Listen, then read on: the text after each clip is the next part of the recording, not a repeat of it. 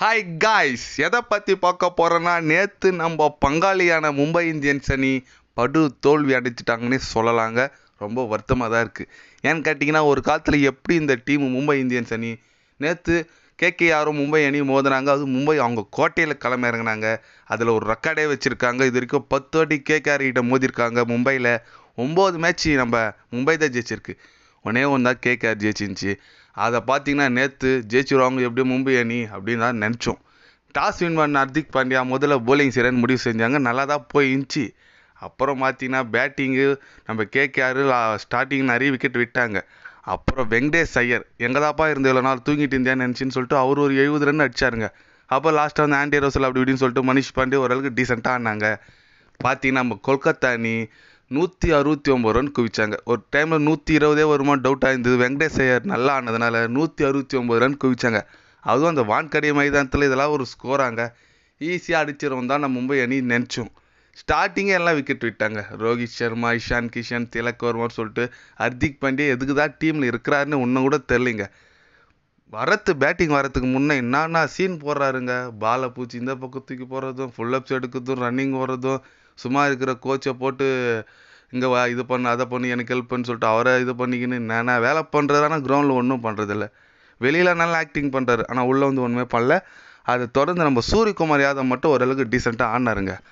மும்பை தரப்பில் போலிங் பார்த்தீங்கன்னா வழக்கம் போல் ஜஸ்பிரீத் பும்ரா சூப்பராக போட்டாருங்க. நல்லா 3 விக்கெட் எடுத்தார். துஷாரா அவர் 3 விக்கெட் எடுத்தார். மும்பை பேட்டிங்லாம் நல்லா தான் இருந்துச்சு. போலிங்லாம் நல்லா தான் இருந்துச்சு. பேட்டிங் சுத்தமாக வேஸ்ட்டு, சரியாக விளையாடல. அதை தொடர்ந்து நம்ம கேகேஆர் அணி செமையாக பால் போட்டாங்க. 145 ரன்னுக்கெல்லாம் அனைத்து விக்கெட்டை இருந்துட்டாங்க நம்ம மும்பை அணி. ஏன்னு கேட்டிங்கன்னா போலிங் நம்ம ஸ்டாக் வந்துட்டாருங்க ஃபார்முக்கு. 4 விக்கெட் சூப்பராக போட்டார். அதுக்கப்புறம் பார்த்தீங்கன்னா சுனில் நரேன், வருண் சக்கரவர்த்தின்னு சொல்லிட்டு 2 பேர் 2 விக்கெட் எடுத்தாங்க. செம்ம போலிங் எஃபெக்ட்டுங்க. என்ன ப்ளஸ்ன்னு பார்த்தீங்கன்னா கேகேஆர் அணி பவர் பிளேல நல்ல ஸ்பின்னர் யூஸ் பண்ணிட்டாங்க. சுனில் நரேன் அப்புறம் வருண் சக்கரவர்த்தியெல்லாம் பவர் பிளேல பால் போட்டாங்க. அதனால தான் மும்பை அணி ஸ்டார்டிங் விக்கெட் நிறைய வீழ்ந்துச்சு. அவரோட ஸ்ட்ரென்த்தை நோக்கி ஸ்டேஸ் ஆகி போயிட்டு இந்த வெற்றியை பெற்றிருக்காரு. ரொம்ப நல்லதுங்க. இதனால் சென்னை அணிக்கு என்ன பாதிப்புன்னு கேட்டிங்கன்னா, கேகேஆர் அணியில் தோற்றுந்தா ஓரளவுக்கு நம்ம டாப் 2வில் போகிறதுக்கு சான்ஸ் பார்த்துருக்கலாம். ஏன்னா டாப் 2வில் போனால் 2 குவாலிஃபயர் சான்ஸ் நம்மளுக்கு கிடைக்கும். அதனால் டாப் 2வில் போகணும்னு பார்த்தோம். கேகேஆர் ஆடுறதை பார்த்தா 10ல் 7 ஜெயிச்சிட்டாங்க. அவங்க தான் இதுக்கு மேலே 4-2 ஜெயிச்சா கூட அவங்க டாப் 2வில் முடிச்சிடுவாங்க. இதுக்கு மேலே நம்மளுக்கு வாய்ப்பு இல்லைன்னு தான் சொன்னோம். அட்லீஸ்ட் குவாலிஃபை டாப் 4ல் தான் போகணும்னு நம்ம வெயிட் பண்ணி பார்க்கணுங்க. ஏன்னு கேட்டிங்கன்னா 10ல் 5 தான் ஜெயிச்சிருக்கோம். மற்ற டீம் சன்ரைஸ் ஹைதராபாத் அப்புறம் லக்னோலாம் 10ல் 6 ஜெயிச்சிருக்காங்க. அதனால் சென்னை அன்றைக்கி இப்போ லக்னோ, சன்ரைஸ் ஹைதராபாத் அணிலாம் தோற்றா தான் நம்மளுக்கு சான்ஸ் மாதிரி வந்துச்சு. அது மட்டும் இல்லை மற்ற டீம்லாம் தோக்கணும். நம்ம வர 4ல் 3 ஜெயிக்கணும். அப்போ தான் நம்மளுக்கு ப்ளே ஆஃப்ஸ் போகிறதுக்கு சான்ஸ் இருக்குது. வெயிட் பண்ணி பார்க்கலாம் எந்த மாதிரி பர்ஃபார்மன்ஸ் நம்ம கொடுக்குறோன்னு சொல்லிட்டு. ஏன்னா அடுத்த மேட்ச் பஞ்சாப் கூட ஞாயிற்றுக்கிழமை ஆடுறாங்க நாளைக்கு. அன்றைக்கி பார்த்தீங்கன்னா பஞ்சாப் கிரவுண்டில் ஆடுறோம். ஏன்னா நம்ம கோட்டையிலே நம்மளை வச்சு செஞ்சுட்டாங்க பஞ்சாப் அணி.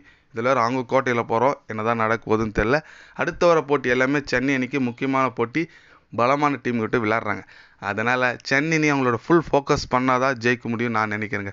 எத்தனை பேர்லாம் சென்னை அணி ப்ளே ஆஃப்ஸுக்கு போகிறதுக்கு சான்ஸ் இருக்குதுன்னு நினைக்கிறீங்கன்னு சொல்லிட்டு கமெண்ட் பண்ணிட்டு போங்க. அப்படி இந்த வேர்ல்டு கப் ஸ்குவாடில் உங்களுக்கு பிடிச்ச பிளேயர் யார் எடுக்கல, அதுவும் என்ன யாருன்னு சொல்லிட்டு கமெண்ட் பண்ணிட்டு போங்க. இது போன்ற ஸ்போர்ட்ஸ் நியூஸை தெரிஞ்சுக்கணுன்னா சேனலை சப்ஸ்கிரைப் லைக் பண்ணிக்கோங்க. கண்டிப்பாக கிரிக்கெட் பற்றி, முக்கியமாக ஐபிஎல் பற்றி day by day channel update வரும். மறக்காமல் சப்ஸ்கிரைப் மட்டும் கொஞ்சம் பண்ணி வச்சுக்கோங்க. நன்றி, வணக்கம்.